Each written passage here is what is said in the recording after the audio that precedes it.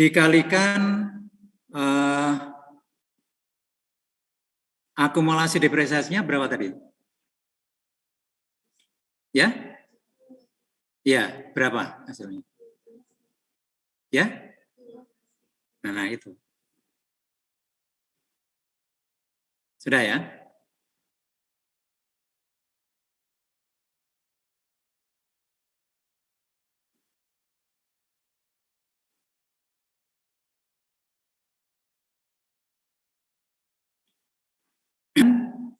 Kenaikan nilai bukunya 60 ya kita catat debit peralatan, kreditnya surplus revaluasi.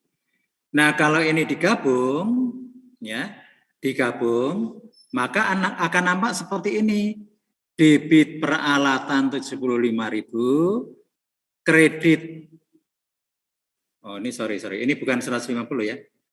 Kreditnya akumulasi depresiasi 15.000, ya kan? Saya revisi ya. 15.000.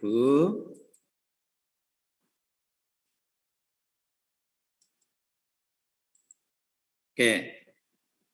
Kreditnya surplus revaluasi 60.000. Nah, kira-kira kalau saat ini kita melaporkan di laporan bisnis keuangan, ya, maka kosnya menjadi berapa ini?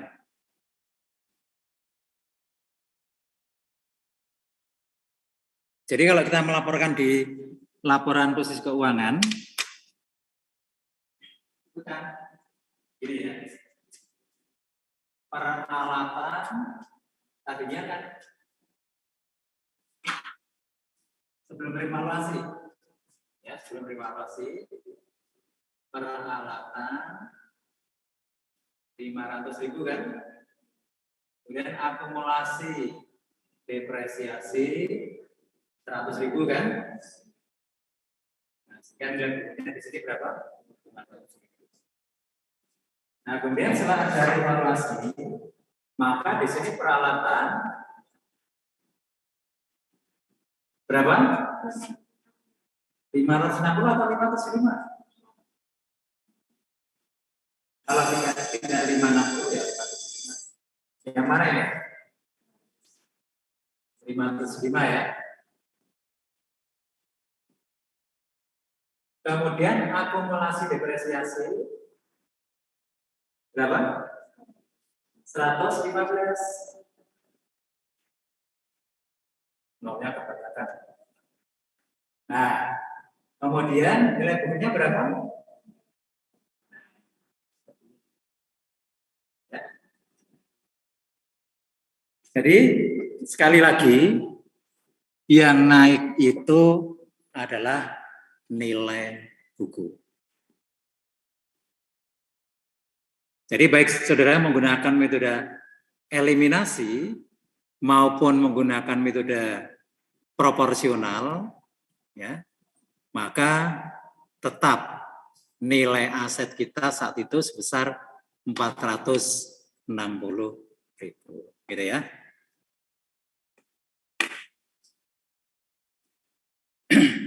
Clear ya? Ya sudah, sebenarnya hanya itu aja. Sekarang saya akan nambah ilustrasi saja ini, ya. Ini ada contoh yang lain, ya, misalnya ada perusahaan memiliki peralatan senilai 4 juta, diperoleh 1 Januari 2020, umur ekonomis 5 tahun tanpa nilai residu. Kemudian hasil revaluasi menunjukkan bahwa akhir tahun 2020 nilai wajar aset adalah 4.800.000. Oke. Kalau kita lihat jurnal dari awal ya, ketika membeli berarti debit aset tetap, kreditnya kas. Akhir tahun 2020 kita mencatat depresiasi ya seperti biasa ya. Debit depresiasi, kreditnya akumulasi depresiasi 800. 800 dari mana ini? 4 juta dibagi 5 ya. Oke. Nah, kemudian ada revaluasi Jadi setelah didepresiasi nilai buku aset kita tinggal berapa sekarang? 4 juta kurangi 800 berapa? 3.200.000. Kalau disebutkan nilai wajarnya 4.800.000 berarti ada kenaikan berapa? 1.600.000. Ingat ya, yang naik adalah nilai buku. Ya. Nah, oleh karena itu kalau kita menggunakan metode eliminasi, seperti tadi, akumulasi depresiasi kita hapus. Ya. Debit akumulasi depresiasi, kredit aset tetap 800.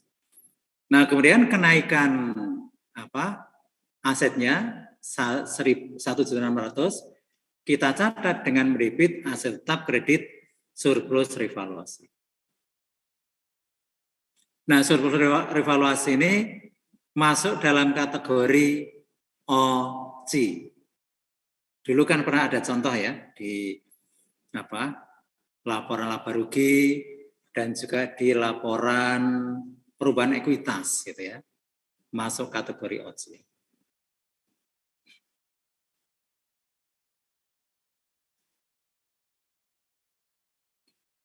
Oke. Kemudian kalau kita menggunakan metode proporsional, ya, menggunakan metode proporsional ya, akumulasi depresiasinya tidak kita hapus, ya, tidak kita hapus, justru kita tambah sebesar proporsional, ya, ngitungnya kayak tadi itu, kenaikannya 1.600.000 dibagi nilai bukunya 3.200.000 kalikan akumulasi depresiasi saat itu ketemu 400 ya. Kemudian aset tetap ya, aset tetap ya caranya sama ngitung seperti tadi sehingga aset tetap naik 2 juta. Sehingga jurnalnya kalau kita menggunakan metode proporsional debit aset tetap 2 juta, kemudian kredit akumulasi depresiasi 400.000, kredit lagi surplus revaluasi 1.600.000. Sama ya. Oke, kemudian ini beberapa ketentuan ya. Begini. Jika suatu aset tetap direvaluasi, maka seluruh aset tetap dalam kelompok yang sama juga harus direvaluasi. Ya. Jadi tidak boleh hanya merevaluasi satu saja. Kemudian ketentuan kedua, jika jumlah tercatat aset meningkat akibat revaluasi, maka kenaikan tersebut dikreditkan ke ekuitas pada bagian surplus revaluasi. Ya, nah kalau ini kan kita sudah tahu bahkan ketika kita sedang belajar laporan perubahan ekuitas itu kan di kolom OC itu yang dicontohkan dulu kan surplus revaluasi. Jadi memang menambah ekuitas ya. Nah, saya akan menyebutkan begini. Kalau saudara membuat laporan perubahan ekuitas, kemudian OC-nya ada 2, itu boleh Anda gabung dalam satu kolom, boleh juga dibuatkan kolom sendiri, gitu kan? Misalnya ada surplus revaluasi, ada laba rugi kepemilikan sekuritas yang belum direalisasi, gitu kan? Nah itu bisa disendirikan, gitu. Boleh juga digabung jadi satu dalam subtitle itu penghasilan komprehensif lah ya. Nah, di sini kan kalau ada penambahan ini ya semakin memperjelas konsep yang pernah kita pelajari itu. Nah, kemudian ada tambahan penjelasannya di sini. Ini yang seperti ini kalau pertama kali terjadi.